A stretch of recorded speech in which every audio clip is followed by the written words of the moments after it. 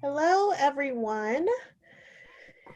Thank you so much for joining us today for our first webinar in our series, Creating a Circle of Support for Ourselves and Children.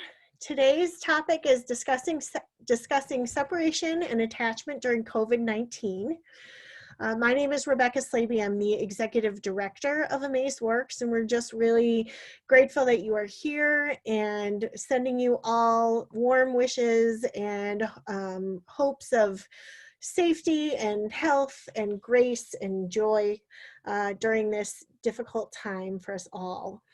I just want to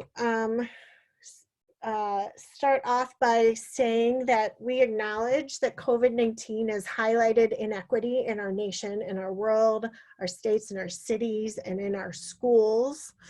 And we're bringing these webinars to you in recognition that you're coming to this space with your own lived experiences. We hope to provide windows and mirrors, especially and to support you, to help you navigate some of the social and emotional work with your children, your own or the children that you care for or work with, so that we can continue to champion equity and belonging for all. And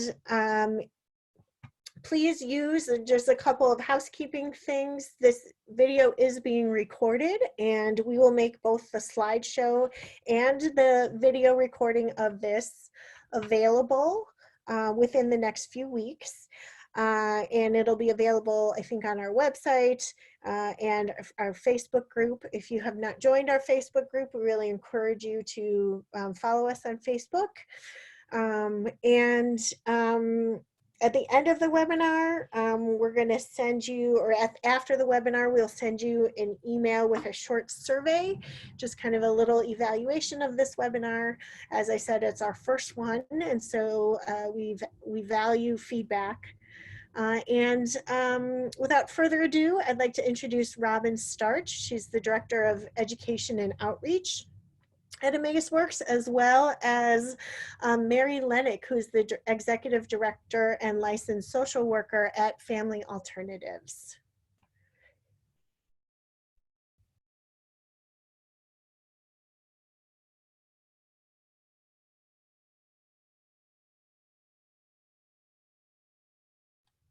So Robin and Mary, it'd be great if you could put your video on and unmute yourself. Is my video on? Great. And I, Mary, am currently driving and almost home. So you'll see my face shortly. And thank you for bearing with me. Okay. Does that work? Can I begin? Yes, please begin. We're good. Okay. Thank you for bearing with us, y'all. As Rebecca said, I'm Robin Starch, Director of Education and Outreach at Amaze. And we're going to be exploring information on how do we create that support during this loss we're all feeling in times of separation and social distancing. We also will share with you the Circle of Security framework during this workshop, and I'm going to be modeling and asking you to participate in a few things. It's real important when we're dealing with stress for us to get it out of our body, and so I invite you to participate as you are able. But just to begin with, I want you to just kind of roll your shoulders, drop your hands down to your sides and shake them, and take a big breath in and exhale. Keep shaking your arms. And this time you're just going to bring your arms above your head. Take a big breath in. And then just kind of let your hands drop in your lap. So as I narrate doing some breathing, there's method to the madness. It really does this great job of interrupting amygdala hijack, which is something that we're going to be talking about during this webinar. And so I look forward to you being able to share with me some of the tricks that I give you on how to calm yourself. You can then share with your students and the people that you care for. All right, so Mary, why don't you share with them just a little bit about what Family Alternatives does? Sure. So my name is Mary Lennox. I'm the executive director at Family Alternatives and also a clinical social worker. And I had the privilege early on in my career of working with Robin when she was a licensed foster parent with us. So I learned from one of the best at day one. And we are a private child foster care licensing agency. So we license, assess, and license families to provide child foster care, which in the state of Minnesota is anywhere from age birth to 21. We also then facilitate placements in those homes, work collaboratively with counties and a variety of other entities to support that placement and ensure that licensing standards are being met, and also provide ongoing programming, whether that be through parent education for our licensed providers, uh, engagement with birth families, as well as ongoing youth programming. So a number of the program, a number of the items Robin will be talking about today has actually been philosophies, programs that we, Family Alternatives, have implemented over the years. So I'll be able to provide real life examples of how that works in family settings. And I'm excited to be here with all of you. Right. So I think that it's important just to be kind of aware of what we're going to be talking about today. And so as you can see to left, that's our agenda. And to the right, you'll see the anti-bias education tenets that we do at Amaze, where we're talking about empathy and belonging for students and healthy complex identities, both personal and social. For today's presentation, we'll just be talking about the first two tenets, but if you're joining us for the second, third, and fourth presentation, we will be hitting all of the anti-bias education theory tenets. My background in education spans over 30 years of teaching diverse settings K through 12.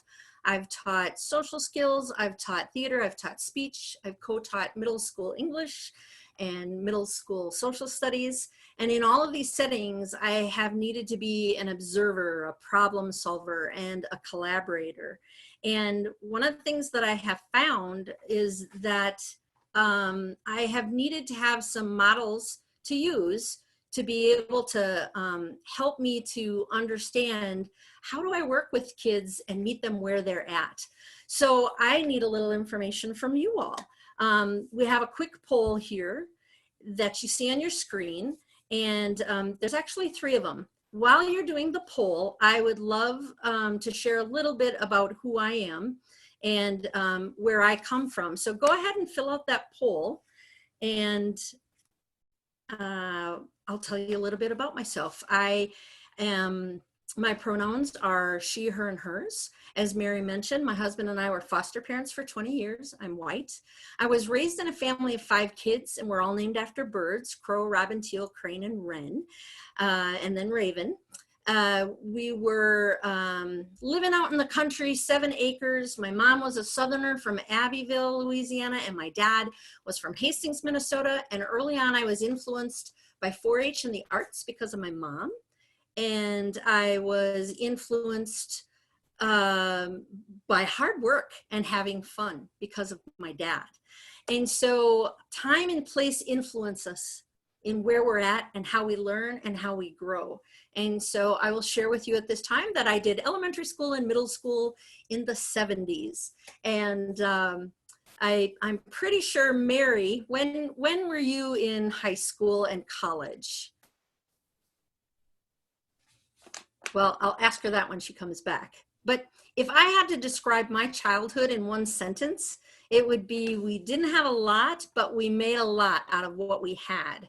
And one of the reasons why is because there were a lot of things that happened in the early years. And when those things happened, I feel that my parents and then my education and then my training through Family Alternatives and being on the job as an educator kind of showed me the way on how to have, I bet that's Mary's car. She just, there we go. Showed me how to have the knowledge to be resilient and and in learning and making mistakes and then fixing my mistakes, what I discovered is that oftentimes life feels like a hurricane. My mom would tell me hurricane stories, and I have seen hurricane stories and from people who live them. And I've seen what my mom's home looked like when she lived down in Louisiana, visiting my grandparents and my great grandparents, and being able to see the aftermath of a hurricane. And for us in Minnesota, this disaster, this trauma of COVID-19, it's a change. For in the United States in February, it didn't look like this. It didn't look like a hurricane. In March, it didn't look like this at first, right? But when March 13th rolled around and Governor Walz declared a state of emergency, and then the schools were closed, that was an ending for us.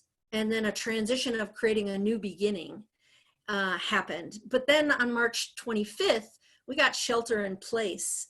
And at some point along the line there, we started doing online schooling for our kids. And all of this COVID-19 way of being has impacted us in a way where we've had many endings and many transitions into new beginnings. And now it kind of feels like we're either in the eye of the hurricane or we're in the recovery mode of what it looks like afterwards. And so through this all, I want to caution people not to label this as it's a trauma like a natural disaster is, but we can label it as a post-traumatic growth that we're experiencing collectively. And when you've experienced a trauma, you can learn and grow from those traumas and make them just be a growth experience that you are doing collectively with everybody. So once again, I'm going to encourage you to take a breath in and exhale it out. And then put your arms out in front of you and take a breath in. And cross your arms, and then place your hands with your arms crossed on your shoulders. And one of the things that I have learned that helps me through some of the traumas that I've experienced, and that some of the traumas that I've helped my students get through, is bilateral tapping. And so if you could just tap your shoulders and give yourself a hug and tap both sides, anytime that you feel like I need to take a breath, or I just need to maybe just do some bilateral tapping, so that anything that triggers any trauma you may have had in your past, or this conversation when we're talking about the experiences that we're going through now through the shelter in place, give yourself a hug and breathe as you need. If you want, you can turn your video off and just listen to us. But hopefully we're going to give you some tools to be able to move on to the next place. And I hope that that next place is here. Piglet sidled up to Pooh from behind. Pooh, he whispered. Yes, Piglet. Nothing, said Piglet, taking Pooh's paw.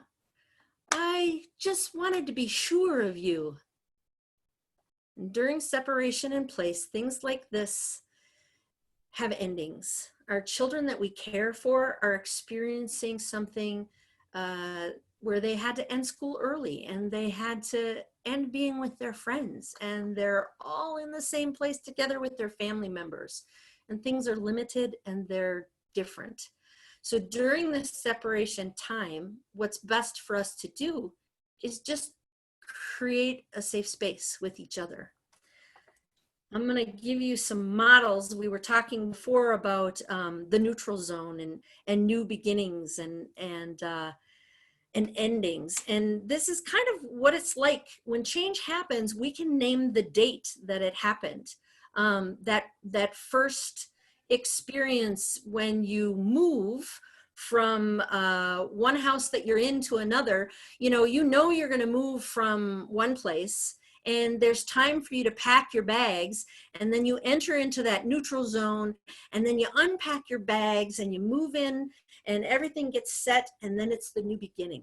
And it's no longer a new house or a new apartment or a new home, or like in family alternatives, it's not a new family for kids that are in care. It's a new way of being that is in collaboration where we care for each other together. And so that's kind of how we'd like for you to take a look at this model. Mary, are you with us yet? I am here. Yay! So I imagine I missed a prompt, and if That's so, I okay. can circle back. That's okay. So I, in the spirit of when I was trying to get out of my car, I saw the picture of a hurricane, Yep. and that life feels messy. And so as I thought I was going to gracefully transition, I did not. And then the car alarm went off. So That's okay. I am a walking example of chaos in the moment. So yeah, it's the William Bridges transition model has been foundational in terms of how Family Alternatives has done its work. Much of what Robin was talking about is speaks to just the phases that kids are in when they come to us. And the biggest thing about the transitions model is that everybody's in a different place and there's no right or wrong. And so young people who are brought into care may be simultaneously experiencing both endings and new beginnings at the very same time. The same may be true for foster parents. But the biggest thing is that we meet people where they're at, and in an effort to do, and by doing that, it makes collaborative family community living possible. And I could go on and on about transitions, but it is it's made a really big philosophical shift for our parents, and just understanding the different phases kids are at a really significant point of change in their life. Yeah, and that's why I wanted to share this model with you all today, because like for me, that example of the first arrow to your left, that's way high, that neutral zone of the transition is small. But for me, that second arrow that's kind of in the middle was that March 13th. And I really swum around in there for a while. And then when March 25th hits, that's like what happened next for me was like, oh my goodness, I have to figure out how to work from home. Kids have to figure out how to work from home. What are we going to do here? Shelter in place. It felt like a tornado. And honestly, it was many endings and new beginnings. But right now I feel like I'm just stuck in that neutral zone, and it's packed with a lot of emotions. And so because it's packed with a lot of emotions, then to me, what I go to is the next model that I've been an educator and worked with my kids on, which is the circle of security. And I mentioned before in those settings where I taught for 30 years that I had to be an observer and a problem solver and a teacher and a collaborator. This is one of those models that has influenced me through my years of teaching and being a foster parent. It's the work of Cooper, Hoffman, Marvin, and Powell. It started with a paper in 1998 and then evolved into several books that each of them have written individually and then collaboratively. And so if we're going to talk about separation and attachment during this loss that we're experiencing right now, it's a great model to come back to, because as you look at the model, we're here as parents to create that safe haven for our kids. And we can do it as they explore and play and figure out their homework on their own. But if something happens in their exploring and something happens in their doing schoolwork and they get frustrated, then they come back to us, and they need to know that that's a safe place for them to be as well. And so we're either there to provide comfort for them during this time of change and uncertainty, or protection for them during this time of change and certainty. And so we're that secure base. And so if you can keep in mind whatever kind of conflicts that you may have had at this point, if you are aware of being able to communicate the new beginnings to your kids and letting them know that they're in the neutral zone right now, if you're able to look at this circle of security model and help you be a problem solver when trying to care for your children and the kids that you care for, I think it's going to help you get through what we're getting through, because that safety and security is not going to come back for a while, because we don't know. and we can talk about that with kids in a way if they bring it up. Or we can just use the tools that we have. As Rebecca mentioned, we will be sharing this presentation with you all so that you can come back and refer to the slides, so you don't have to frantically be writing anything down.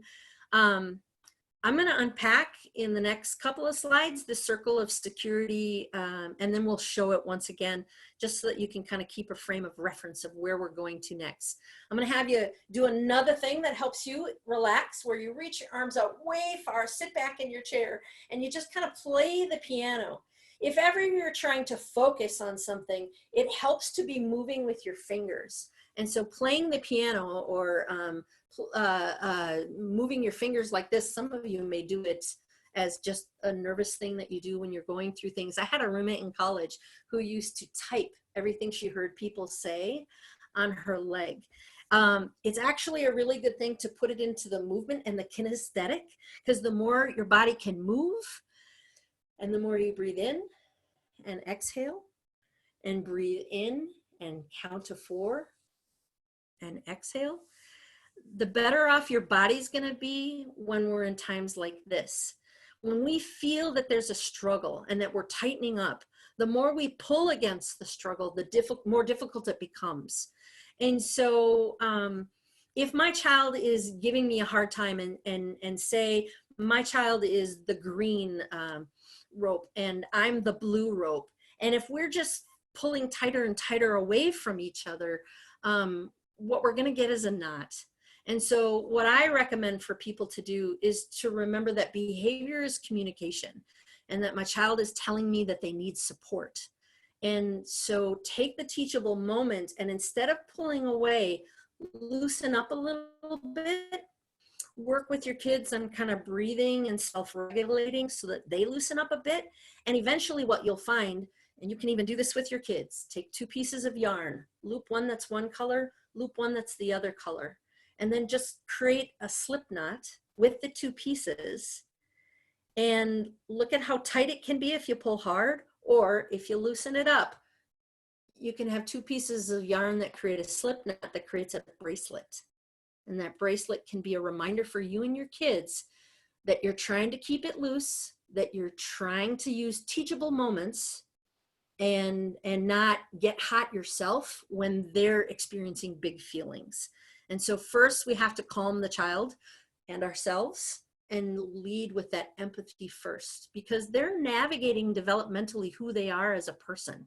And so you being calm, them being calm is going to help for you when they're in amygdala hijack. Mary, I'm sure that at Family Alternatives, I mean, I remember some of the trainings that I've had, but we talk a lot with our kids. We're honest with them about fight, flight, freeze, and appease, that stress response. And this is the best model that I've seen to discuss with kids and share with kids about what's going on in our brain.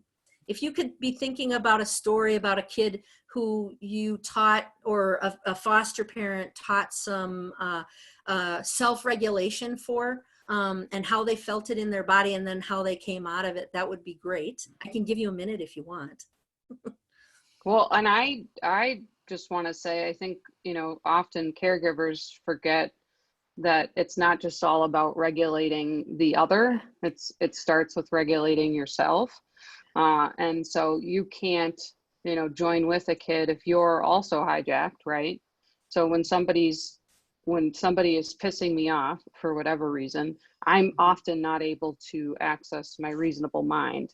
And that is true of our families who, whether they're foster parents or teachers or whatever setting it is, when you are in charge or caring for somebody else, it can be really challenging, especially right now. There are kids climbing all over you. You're trying to get a second alone. You're not able to do that. And one of our favorite stories with a licensor who worked with a foster parent, she was on 10. The foster parent was on 10. She couldn't hear, and then you can't hear each other, right? So you're constantly missing. And to Robin's point, behavior is absolutely a message. It's always a message.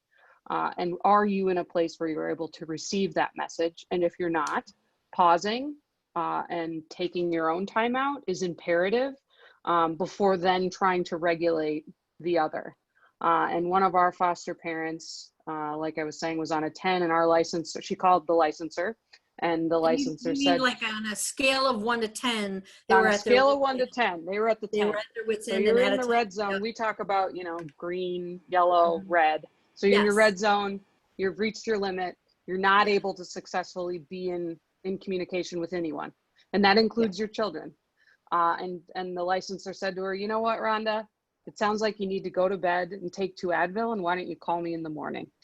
And she called her in the morning.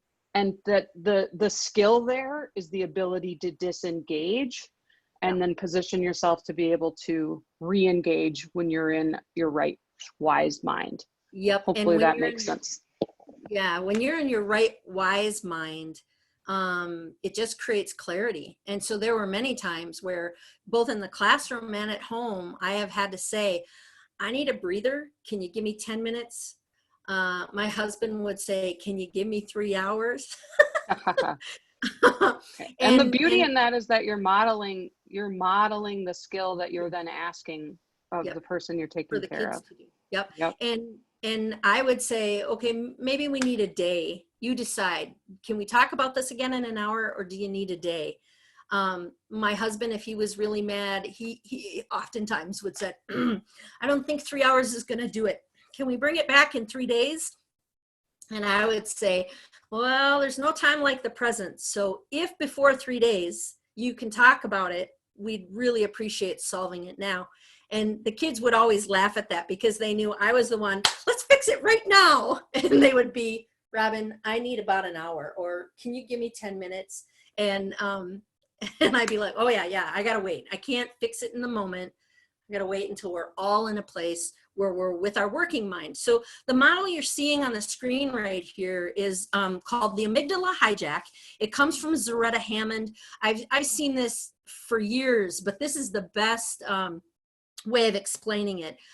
We're in a, if you think about a guard dog when we're in a struggle, and that guard dog is like, I'm up and I'm going to protect, or I'm going to get mad and I'm going to get you before you get me. And so a lot of times when I'm teaching this to teachers about the amygdala hijack, I say, teachers, put your hands in a fist. And so I would encourage you, put your hands in a fist, because there's a lot of pent up stuff that we've been feeling, and just squish your fists together and then just go grrr like a guard dog, or go ah, or just go ah, and 3 grrrs and then take a breath and go, and then just shake your hands in front of yourself.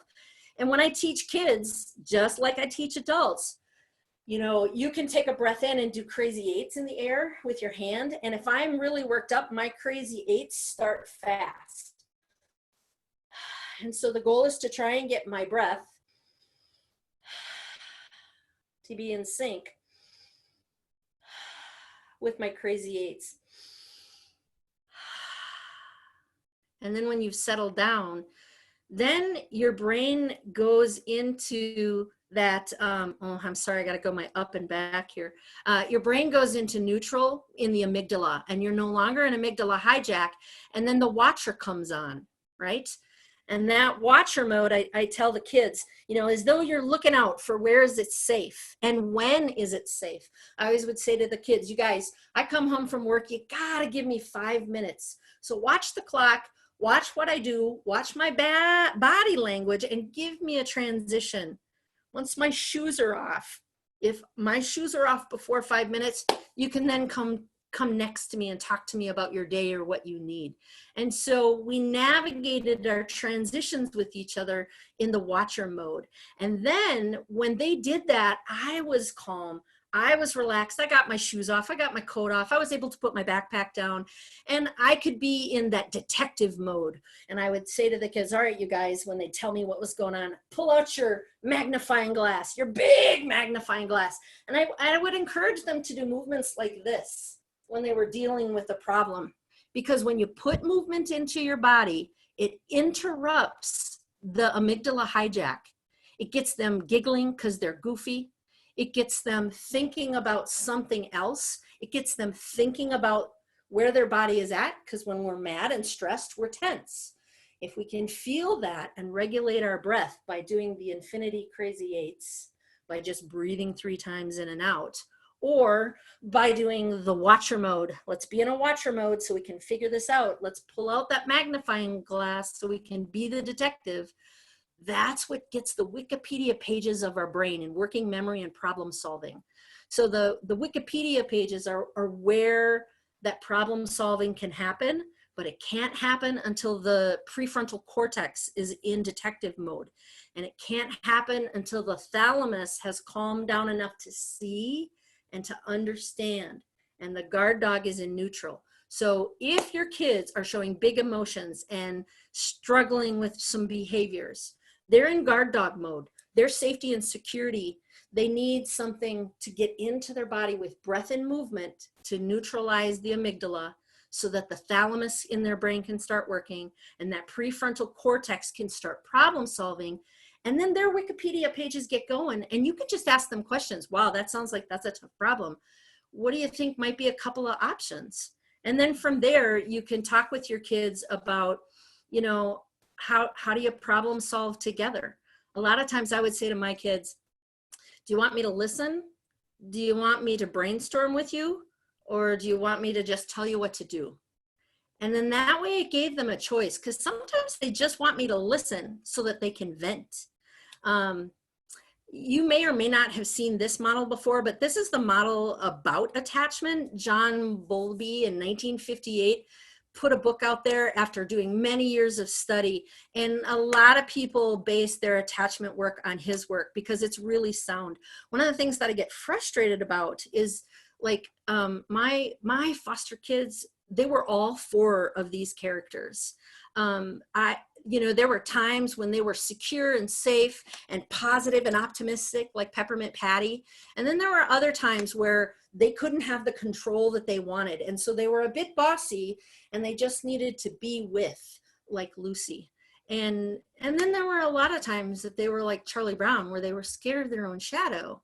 When you're aware that your kids can show you any one of these attachment modes, many times during a day, or kids would come to me in foster care and they might be like Schroeder, where, I mean, I've had kids that they didn't talk the first 3 months that they were in our home, and not until they felt a little more secure and knew that this was a safe haven, and they learned some stress relief stuff, and they learned about the amygdala hijack, were they able to kind of show us who they truly were.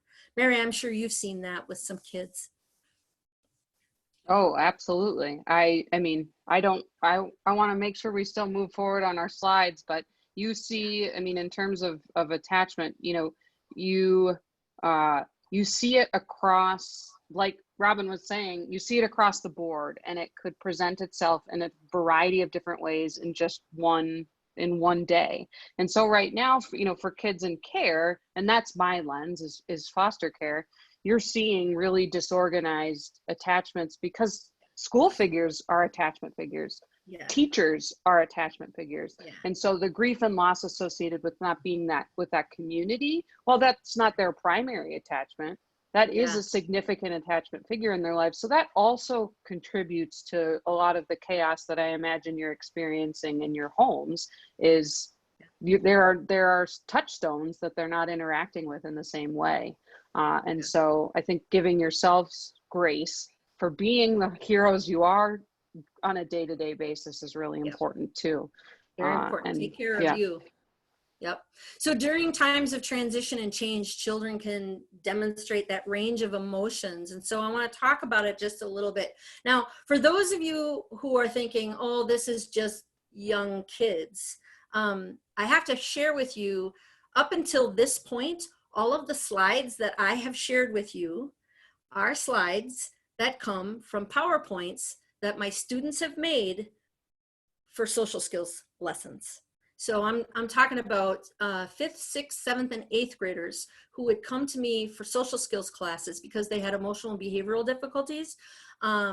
We would talk about, and then there was some homeroom stuff that we would talk about with the greater population, where they would take some of these models and we talk about it with kids so that they could help regulate themselves. So all of the slides you've seen so far, I have taught to middle school kids, and they get it. And it helps them to understand, oh, that's what's going on. I'm not handling the transition of a new beginning very well. I'm not realizing when I'm in amygdala hijack, I better figure it out. I got to tell my mom that when I'm in my Schroeder mode, please give me an hour or two or a day, and then I'll be back in my peppermint patty mode. So I encourage you to recognize that you can use this for yourself. You can use this with little ones. I've got grandbabies that live with me. And their mom is wonderful with them. And those 3-year-olds get this stuff already. So what we can do is be aware of the emotions and observe and identify and reflect. And so this is on that circle of security model. This is what's on the right and this is what's on the left that you can do to watch over your kids and just help them to be able to organize their feelings and talk about their feelings. What's something that you find that works for kids that they've shared with you when it comes to organizing their feelings, Mary? When it comes to organizing their feelings, man, naming your feelings. What like, and again, I sound like a broken record. Everything depends, right?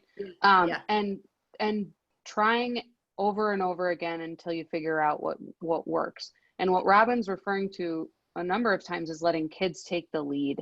Let them be your teacher. And so it's more or less setting the stage for kids, showing them different options in terms of how organizing feelings how that works for me as an adult, right? And then trying it over and over again till you find a way that makes it fit.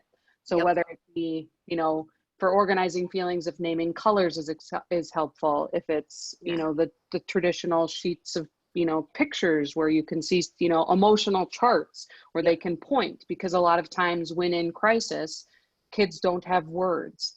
How can you communicate how you're feeling if you can't access the words to communicate that with someone? And so there's actually ways to practice that. And kids will let you know if you provide the opportunity for them to teach you. But if you try to tell them how to tell you, that likely will not work. Yes. Yeah. It's best to model, and then after you've modeled, to give them opportunities to be able to reflect it back to you, and they don't even know that they're reflecting it back to you. Asking questions is a great way to do it. One of the things that we do at Amaze is have a book box that talks about feelings and emotions. I talked to you about that first tenet of anti-bias education.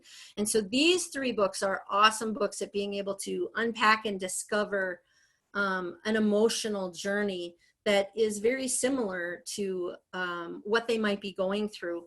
Lots of Feelings, of course, is a book about naming feelings, but you very easily, if you have a teenager who is working, and there's younger kids or younger cousins, having them read books about feelings to the younger siblings or the younger relatives is a really great way for you then to be able to bring that back to what do you go through when you're angry or scared. Always and Forever is a lovely book about one of the friends in this group of friends passes away, and they talk about the grief and the loss and how they don't want to do anything. And it shared in the beginning of the book how wonderful their friendship group was. And then they start talking about another friend comes and says, yep, I remember those good things. Let's have a party and let's celebrate. And they celebrate and they talk around the campfire about how wonderful this friend was and how they'll remember this and they'll remember that, and that they're always kind of staying with you. And it shows that progression of creating that new beginning from a way that's not going to come back again. So sharing stories is a great way to help kids navigate through things. We, in our newsletter this month, you can check on the Amaze works.org website. And The Invisible String is the book that we highlighted in our newsletter, and attached to it is a lesson plan that we share with teachers, that we're sharing with anyone who clicks on and subscribes and wants to go through it. But that's talking about a string. The twins are up in the middle of the night because of a thunderstorm, and mom says, it's okay. We all have this invisible string that we're attached with, that when I'm not with you, you know that I'm still there and attached to your heart. And so that's one of the things that I encourage coworkers, and I encourage teachers to do, is like, you could take a piece of yarn after sharing that story with kids, and you can talk about, and wrap the yarn like this. The yarn that ties us together, sometimes it's too tight. Sometimes we need to loosen it up a little bit, but we're still connected with each other. My husband talked about, he was raised where that string was really, really tight. And so he gave our kids more freedom and had a loose string that connected them. Where oddly enough, I had a very loose upbringing. And that loose upbringing wanted me to be a little bit tighter. And I had to learn from both my kids and my husband that I needed to loosen it up a little bit, that I couldn't fix everything right off the bat, that I didn't have to be perfect, that I can make mistakes, learn from my mistakes, and still be connected with each other. So that's just an example on how you can deal with emotions. At the end of the PowerPoint, because you're going to have access to it, all the things that I'm bringing up right now, I have listed, except that string thing that just kind of popped into my mind and I shared it. But what Mary brought up was a great idea as well. Using colors to be able to navigate. I'm in the red zone, I'm in the yellow zone, I'm in the green zone now, things are good. And then just labeling and naming those feelings with adolescence. A lot of times my students were called to me, they said, oh, you have that kid, he's the rebel without a clue. And I go, oh no, that's Justin. I love Justin. And so it was really about shedding an old identity of being in the red zone all the time, and being able to help teachers see that that student was just navigating through the amygdala hijack, or navigating through an ending and in the middle of transition where emotions and behavior can be messy. And as adults, when in conflict, we always need to be bigger, stronger, wiser, and kinder. And when necessary, take charge and give consequences, or take charge and say, no, we're not doing that right now, we're doing this. You've got this. Validate their feelings is what we've been talking about. When they're in that neutral zone and things feel like they're hot and they're a mess, be honest and talk with kids when it's safety and security that they feel isn't in the world right now, and be flexible about the shifting new ways that we're gonna have to keep shifting what our new ways are. Mary, is there anything that you wanted to add to that? Yeah, I was just going to circle back really quick on the invisible string. We actually, about a week ago, we had remote youth programming with about 12 kids aged, I don't know, I think it was like 5 to 9, which went remarkably well, all things considered. I was fearful that Zooming with 6-year-olds would be a hot mess. And what we did was we actually read Invisible String. We ensured that their caregiver was with them while the book was being read. That was one of our activities. And what they were able to do, and again, this is age appropriate, was imagine a string that connected us all, because they, and again, particularly for our kids who have been have experienced pretty significant trauma and loss and grief, this is just, exasperating it. Yeah. To have a visual for those friends and that community that you are no longer able to physically be with, to tangibly imagine what it looks like to emotionally still be together. They walked away from the activity wanting a bracelet that would represent being together. And that was just the seed planted, and the kids ran with it. And so that's a cool example of how you can connect with your kid's friend group and maybe read the story out loud. Oh, yeah. And it generates some pretty meaningful conversations around how this pandemic is impacting them. Yeah, it really does. You know, the intent of the behavior, we oftentimes go back to how we were raised as children. Mary, have you been thinking about what your one sentence would be? Yeah, About how you were raised? And audience too, think about what's your one sentence about, this is how I was raised. Mine's, we didn't have a lot, but we made a lot out of what we had, and it was fun. And I was raised in privilege, and so I was given a lot of opportunity, a private school education, never had to want. And so when I was thinking about my statement, it was acknowledging that privilege, and then being aware of that privilege, and then using that for the good. It's easy to be lost in it. So I had loving, amazing parents who taught me that, you know, things are earned, not given. And also being aware that my father, being a white man, had access to resources that other people didn't. So where was my role in making sure that others did? And so there was always the challenge to be better. So that's about 10 sentences. But in the spirit of one, there you go. Yeah. We all have a story to tell. And so it's really important that the story that our kids are telling us through their behavior, that we're not making assumptions about what it's about, and that we're helping them to navigate, and always assume that that behavior is an attempt to communicate something. And they may not have the words. And so sometimes it's best not to guess. You can have them draw it. You can play music and have them dance it out. And then you can say what you see.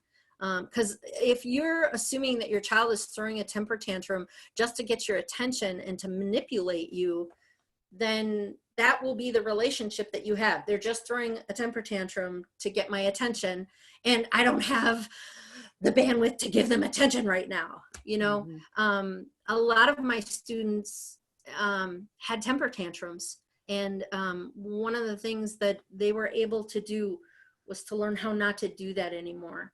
And through learning things about amygdala hijack and emotional regulation, and about how to be resilient and to ask for what they need, and, you know, keep the negative stuff out and keep the positive stuff in, they were able to then verbalize what they needed. And what's we always talk about in terms of, you know, when it comes to behaviors, a message like we've talked about, is that they are trying to get your attention. They are actually likely throwing a tantrum to do that. And then it's, why do they want your attention, and why is that the means in which they're trying to get it? And that's the really critical piece, is it doesn't mean they're not trying to get your attention. It's just, that's how they're trying to get the need met. So if you look at the behavior again as a message, and then what need are they trying to get met? And then how do you back that up to say, what you're saying to me through your behavior is that you want more attention. How can we go about communicating that you'd like more attention? Obviously, everything needs to be through a developmental lens. But if you understand and you could say, oh, they're throwing a tantrum because they're mad at me and want more attention, that feels different than, oh, they're throwing a tantrum because they just feel like being, you know, really hard to deal with today. And that, for me as the adult, feels a lot differently than looking at it as they're just trying to bother me. Oh, they actually want more of my attention. That feels really different. Yeah. When that amygdala hijack is happening, for adults and with teens, I would always call it, oh, I think there's stinking thinking going on. And what is it that you need right now? Sometimes the stinking thinking that was going on was because that upper part of the circle, they wanted to explore, and I interrupted them in their exploration and in their autonomy and trying to be independent. And then that would be part of the, oh, you're always bugging me, you know, because our kids have stinking thinking just like we do. And so being able to recognize, when is it that I've created a safe base for my kids and they can go out and explore? And what am I doing so that they know if they need help problem solving, they can come back around and we can navigate and talk about the feelings and talk about the thoughts that are happening. And I do want to point out that it is best. So I do my best to not use the word trauma too much. I feel that there are many things that I've experienced in my life, and I've seen this with my kids that I've raised and my students that I've taught, where we've all had our own story, where there's been difficulties and struggles. And those difficulties and struggles did not have to be the identity that became who we are. And so a youth's, anybody's personal identity, you know, I love to read and I love to do theater, and I love to be with different groups of people so that I can learn from other people who are interested in the same things I'm in or not interested in the same things, and to have share different perspectives. And you know, those are my personal identities, but my social identities, you know, there's a social identity that I have when I go down and visit my Southern relatives that's very different because of the lens on how they see the world in the South, as opposed to the lens in which I see the world. And so I have to navigate through those worlds, and our children have to navigate through their world like that as well. And so being separated from their friends is very difficult right now. And so giving them ways to be able to manage those emotions and say what they need, and use that circle of security to enter into those conversations is really helpful. You know, our body, we put all of the stress and this change into our body. And as a teacher, I would always have a hard time the first 2 weeks of summer, because I had to like totally shift a new way of being. And so you all have experienced something like that, whether you're working from home or still working and then have to come home and help with the school stuff. I mean, there's all these things that we're juggling. And so be aware of your body, and don't forget to breathe. Move and breathe are the two best things that you can do for yourself to be able to remember to do that bilateral tapping, drink ice cold water if you're in amygdala hijack or stinking thinking is happening. It helps with kids and for adults too. If you spin around 3 times and to the right, and then you spin around 3 times to the left, and then just allow yourself to breathe while you count slowly to 60 and just be still and silent, is a really good way to like just shake everything out of the body. I had the fortunate pleasure to work with a woman who worked at the University of Minnesota, and she was a head therapist for the students who had been in the school bus that collapsed on the 35W bridge. And they were finding that that group of 24 kids, and then there were 3 adults that were in their care. And what were the things that they could do immediately so that the trauma wouldn't stick, and that they could shake it off and they could manage and navigate. And everybody in the groups were doing well except for 2 kids. And they found the one difference was they were told, don't relive the trauma. Try your best to turn off the news for a while and ask someone else to just retell you the news so that they know not to tell you something that will trigger you in your trauma.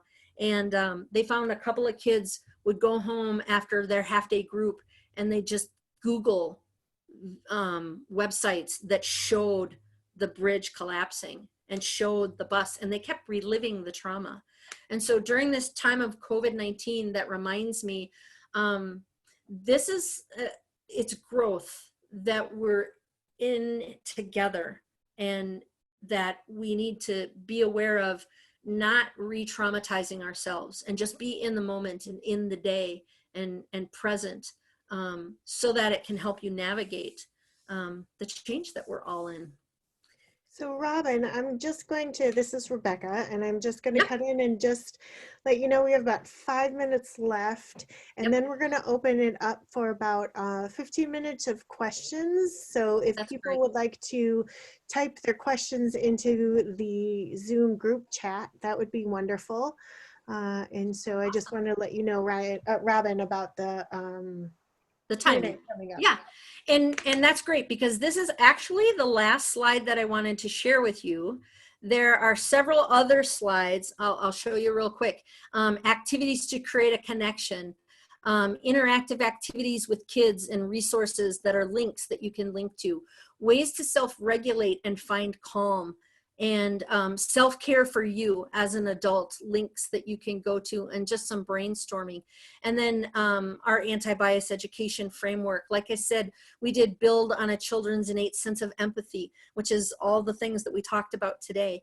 And then fostering that development of a healthy, complex identity within your kids. When you allow your kids to have a chance to talk with you honestly about what they need, and to feel that they have that trust instead of fear in their relationship with you, because that fear thing triggers that fight, flight, freeze piece, and we become very I-centered, and we become limiting and negating and judging. And that judging piece, as adults especially, we need to learn how to let that go.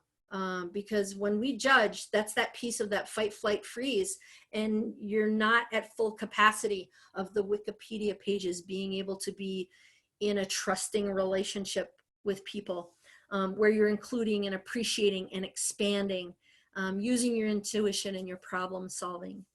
Mary, is there anything else that you wanted to share before we get into the Q&A pieces? No, I'm thankful that Robin asked me to be here with all of you. You know, I walk in a different, lens than some of you, but it doesn't mean that we're not experiencing the same things. And Right. I've made a conscious effort to make sure that we're celebrating our foster parents, because there's a new song Alicia Keys came out with. It's called Good Job. And I don't think Good Job articulates the depth, and the heroics that you are all performing on a day-to-day basis, but it is a really lovely tune, and it is uplifting. And then lastly, just remember this moment in history. You are playing a pivotal role in a time that we will all remember vividly. And so I, just implore our foster parents to be that really meaningful, impactful memory. And the same is true for whoever you are, crossing paths with on a day-to-day basis. So whether you're a caregiver or a teacher or someone who supervises caregivers or teachers, or whether you're a parent joining us today, I really encourage you to take care of you so that you can take care of others. And if you've thought about your childhood in one sentence, that's great. You can share it with me on the chat, because I'm curious about that. And I just find it kind of fascinating. My grandparents were immigrants from Italy, my great-grandparents, and they lived through the Depression, and they lived through that influenza pandemic that kind of started in different waves of the United States in 1915 and then really got big in 1919. And I was fortunate enough to know them up until I was in 5th grade. And we would spend our summers down south. And when I asked them about their childhood, they remembered the good stuff. They told me about the influenza, but like I could tell in their eyes, knowing what I know now, that it didn't define them. And they went through really, in the 20s, coming over and immigrating, that whole process of being an immigrant who didn't speak a language. And I love the lunches that we have with my grandparents, where I would listen to them speaking with my aunts and my uncles and in Italian, and then I would love listening to their broken English and the few words that they taught me. And I look back on them now, and I truly believe the love and the fun that they had when they were children. And I hope that we've given you some tools today, and that we can answer some questions for you today that help create that journey and that path for your kids to remember the good stuff during this really tough time. That does not have to define us, and we can find pockets of joy. And when we need and when things are hard, we can pull that memory of that pocket of joy out and talk about it and share it, or listen to great tunes and have a dance party. And I appreciate the fact that you joined us today, and I encourage you to join us for the other 3 that we have and that we'll be sharing. And at this time, like I said, these are just resources that when you have access to this PowerPoint, you're going to be able to use and share with other people, please. Remember, Amaze Works does anti-bias education, and that's the work of Louise Derman Sparks and Julie Olson Edwards from the ABC Task Force. In today's presentation, we were focusing on those first 2 tenets, building on that innate sense of empathy and understanding of what those big feelings and the struggling behaviors are that are happening. And then looking at how we can teach our kids to be resilient, and how they can develop their complex identity of who they are by us supporting them and helping them regulate their emotions, or just doesn't even have to regulate them, just be in them sometimes. And that we can grow together as a collective through this pandemic. So, what are some of the questions that you have for some of us? Mary, you're encouraged to answer as well. So far, nobody's typed in any questions. Well, Patty did type in wondering about read aloud books for older students, middle and high school students, or picture books that focus on feelings. I recommended Shelter in Our Car, but if you have any other recommendations for older students. Yeah, there are movies as well that are really great movies that can help facilitate a discussion. Patch Adams is a movie that's really great that teens really love. It's an older one of Robin Williams, but he's a doctor, and there's a lot of characters that go through a lot of different things. And he's a doctor who he gives care with hope and with hilarity and humor and fun. And so that's a great movie to watch. Mary, can you think of any books that you can offer? I do know I listed some teen link resources for you to use with teenagers on the resource pages. Yeah, man, teens are tough. I know I'm preaching to the choir on that in terms of engagement. I would think something along the lines of a movie is a great idea. And then any type, if you're like reading material, I'm going to say this, Harry Potter has actually been successful with more kids than I realized. And I know it doesn't speak necessarily right to like naming emotions or that being the description of it, but through those characters, through characters that your kids resonate with, whatever it is, they talk to me and us and other staff through the characters a lot of times. And that has led to really meaningful conversations around how we're feeling. So a really great author to look up would be Jacqueline Woodson. She has a couple of young adult novels out there that are really good. She also has some picture books that are really good, Each Kindness. There's another book that talks about feelings and emotions that's in our curriculum called The Magic Beads. That's a really good one. Although the pictures are a little cartoony.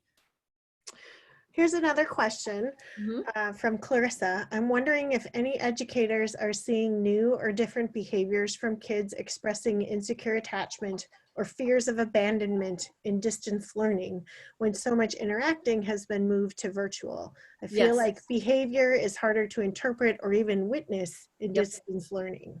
Yeah, so I was talking to several teachers last week, educator friends of mine, and they were talking about how they are just missing their students. And 2 different school districts that my friends are a part of, and they were talking about how the school districts are really doing a great job. The director of community education for South Washington County Schools was telling me how that they're doing the kids, and let's be real, there's they have hotspots and tablets so that all the kids in the district can have access. And the kids that aren't engaging, they're worried about. And so they have teams that are driving to the homes to be able to do some care with the kids. And I know that a huge part of the focus for planning for next year, and a huge part of the planning and focus that they're doing this year, is about the attachment piece, on how you don't get to say goodbye. And so how can they create opportunities to be able to say goodbye or to connect with? And so I know that there's a lot of good work that they're doing out there, that they are using a model of social emotional care when it comes to what they're putting forth to their kids through this new way of teaching. And there are good resources out there, some of which, when it comes to the behavior car, which is our third series that we're going to talk about, I will be giving a lot more examples on how to deal with teen behaviors that are isolating behaviors and teen behaviors that are right out there and in your face behaviors when we discuss the behavior car. So I'll look up more resources, but I am sure kids are really feeling some grief and loss over not being able to be at school, be in the routines that they had. And my wife's a school social worker, so I get to hear all of her creative ways of engaging with teens that are experiencing exactly what Robin is talking about. And one creative way that she's actually created an app that kids really like right now is called the House Party app. And one thing that she's done as the school social worker is set up a time for them to come, and she's then leads with prompting questions around those items that Clarissa was mentioning. So I don't know what your role is in the schools, but my recommendation would be to check in with the school social worker, because they're actively looking at ways to engage with kids around exactly this. And if you use the House Party app and something cool that they think is, whatever, that's a way to get in the door and then have some of those conversations. If I may, my husband, I was a middle school teacher for many, many years, and my husband teaches 8th grade right now. And one of the things he did to engage with his students was in his instructions, their only assignment was to email him like the secret code that says secret code, something like red fox to gray squirrel or something like that. Please send me my secret message. And then he would email them back like a question that was specific to them, something he knew about them, their interest or anything, something, and then they had to post their response. And it was just a fun way for them to, like connect with him, and he got to show how he knew them and cared about them by asking them a personal question. But it was a silly assignment meant to bring some humor and, again, some connection. So that's right. Is there another question? I don't see any other questions that have popped up. Okay. Humor is a great way of connecting with kids, and also in the same way that, like, as young kids love peekaboo, think about that excitement of the peekaboo and the excitement you see on their face when they play peekaboo. Teenagers love it as well. And it's kind of, so there's a lot of different trainings that I've had. And one of the best trainings that I had was, how do you go back to some of those younger childhood developmental movement and awareness activities that you did with children and flip them to be activities that you do with teenagers? And during a time of uncertainty, going back a little bit to meet the emotional needs a couple of years back from where your kid is a helpful thing, because it helps them reflect on past memories, whether it be singing nursery rhymes or having them take a nursery rhyme, just thought of this, and create a song about the time that we're living in, or create a song about what it's like not being able to see their best friend and bake brownies with them when they have sleepovers, you know? So engaging their creative mind and keeping their body in movement, having conversations with them by viewing different movies is really great. Or, you know, Disney classics. What are things that your kids love to do when they were younger, or that, you know, your students love to do when they were younger, and recreate some of those kind of experiences so that they reflect back to when things were great and good and they felt well. And then that's like a warm blanket wrapped around them. And if you want to take care of more kids, you can come get licensed for foster care too. Great. Yeah, what's the website? Familyalternatives.org? .org. Yeah. I was mostly kidding. Focus on taking care of yourself, but if you find yourself bored, give me a call. Yeah.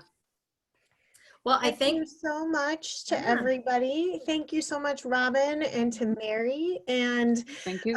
Just a reminder one more time that we will make the slideshow and the video of the recording available through our website and on Facebook sometime in the coming weeks. Following this, we are going to email you a short survey and more information about the next webinars. We really appreciate you taking the time to complete the survey, just because, again, we've never done this before, and we really hope to get some good feedback too. Yeah. Thank you so much. Bye. Everyone stay safe. Thank you very much. Thanks, guys. Take good care. Thanks, Mary. Bye.